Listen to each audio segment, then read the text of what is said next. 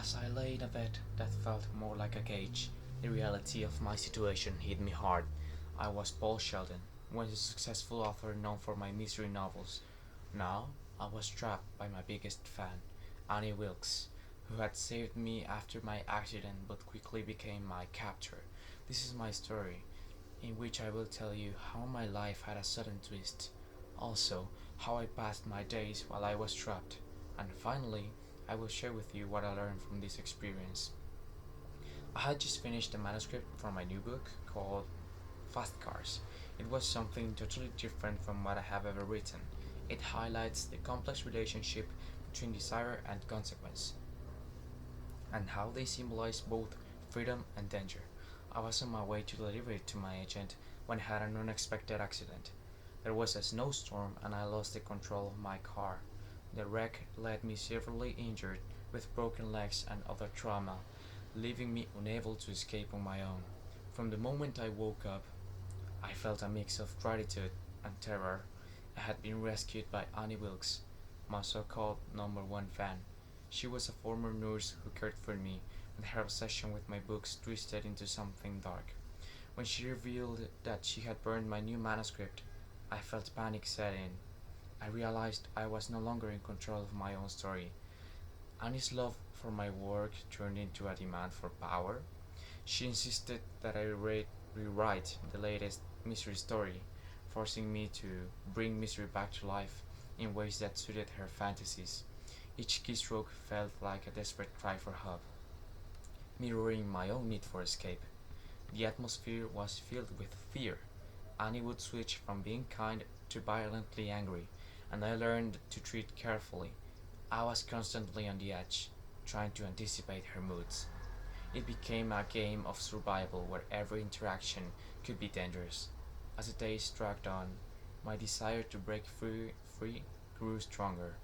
I began to plan my escape in secret, using my writing as a tool. I realized that writing became my weapon against her control.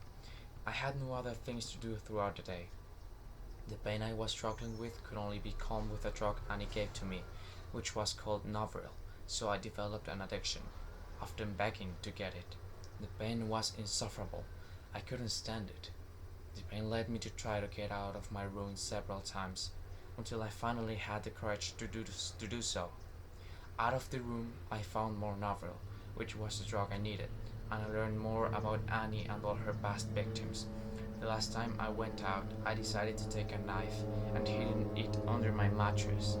I went to sleep hoping the next day I would finally kill Annie, but I woke up with a sharp pain, like I had just been stung by a bee.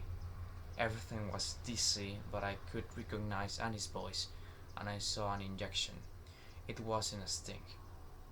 She was yelling, "How many times have you been out?" I knew she found out everything. She had the knife I took from the kitchen yesterday, and she said she needed to punish me. Then she put an awkward liquid on my left foot, and she was holding an axe, so I knew what would happen. She amputated it.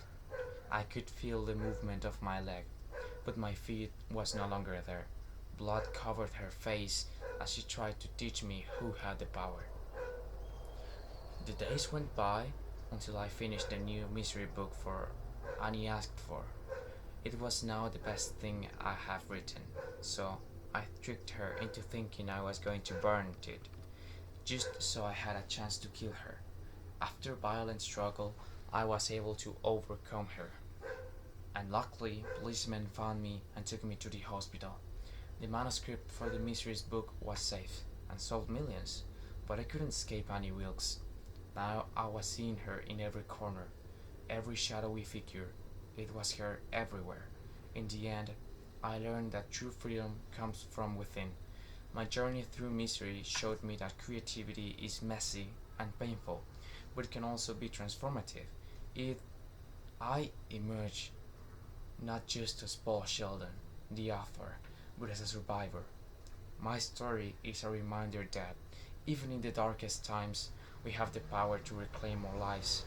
Each word I write now is a statement to my survival and a declaration that I am the master of my own fate.